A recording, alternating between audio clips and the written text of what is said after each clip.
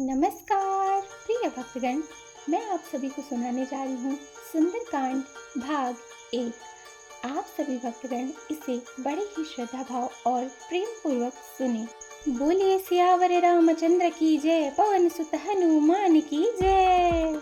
शांतं शाश्वतम् अप्रमेयमनघं निर्वाण शांति प्रदम् ब्रह्म शंभु फणीन्द्र सेव्यमनीशं वेदान्तवेद्यं विभुं रामाख्यं जगदीश्वरं सुरगुरुं मायामनुष्यं हरिं वन्देऽहं करुणाकरं रघुवरं भूपालचूडामणिं।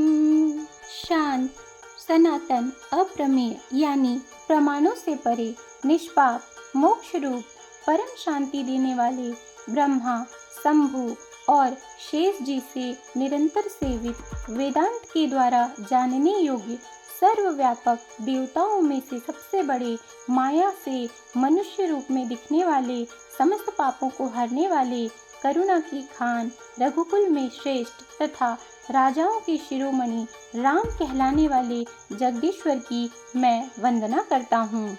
नान्यास्पृहा रघुपते हृदयेऽस्मदीये सत्यं वदामि च भवानखिलान्तरात्मा भक्तिं प्रयच्छ रघुपुङ्गव निर्भरां मे कामादिदोषरहितं कुरु मानसं च।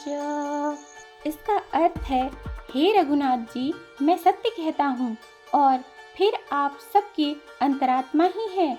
सब जानते ही हैं कि मेरे हृदय में दूसरी कोई इच्छा नहीं है। हे रघुकुल श्रेष्ठ, मुझे अपनी निर्भरा यानी पूर्ण भक्ति दीजिए और मेरे मन को काम आदि दोषों से रहित कीजिए। अतुलित बलधामं हेमशैलाभदेहं दनुजवन कृशानं ज्ञानिनामग्रगण्यं सकलगुणनिधानं वानराणामधीशं रघुपतिप्रियभक्तं वातजातं नमामि। इसका अर्थ है, अतुल बल के धाम, सोने के पर्वत, सुमेरु के समान कांति युक्त शरीर वाले, दैत्य रूपी वन को ध्वंस करने वाले, उनके लिए अग्नि रूप, ज्ञानियों में अग्रगण्य, संपूर्ण गुणों के निधान, वानरों के स्वामी श्री रघुनाथ जी के प्रिय भक्त पवन पुत्र श्री हनुमान जी को मैं प्रणाम करता हूँ।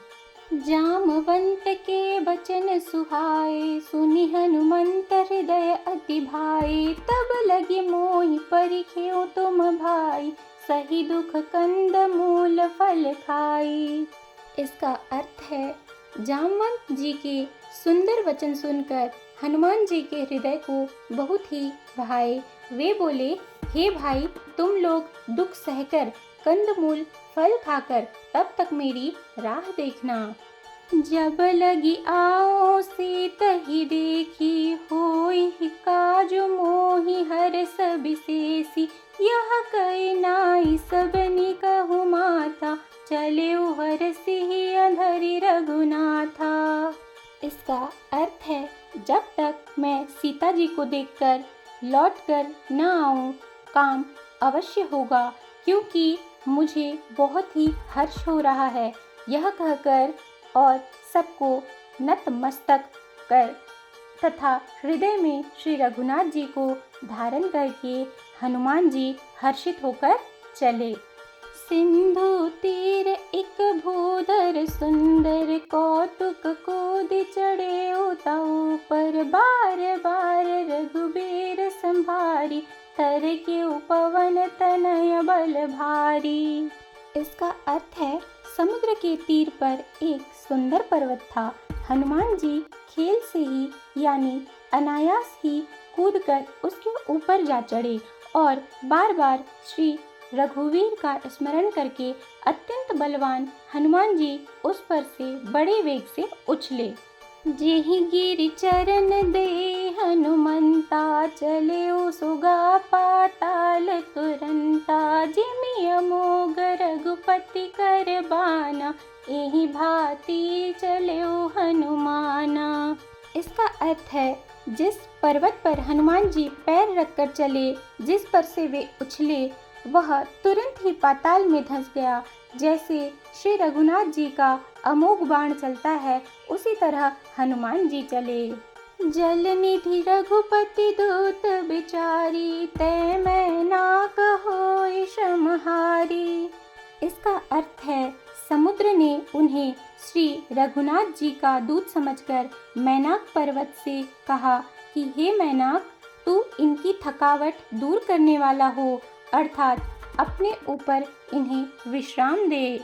हनुमान तेहि परसा कर, पुनि किन्ह प्रणाम। राम काजु किन्हे बिनु, मोहि कहाँ विश्राम। इसका अर्थ है, श्री हनुमान जी ने उसे हाथ से छू दिया, फिर प्रणाम करके कहा, भाई श्री रामचंद्र जी का काम किए बिना मुझे विश्राम कहाँ है। जात पवन सुत देवन देखा, जाने कहूँ बल बुद्धि विशेषा। सुरसा नाम अहिन्य के माता, पठैनी आई कहीं तेहि बाता। इसका अर्थ है, देवताओं ने पवन पुत्र हनुमान जी को जाते हुए देखा। उनकी विशेष बल बुद्धि को जानने के लिए, परीक्षार्थ के लिए उन्होंने सुरसा नामक सर्पों की माता को भेजा।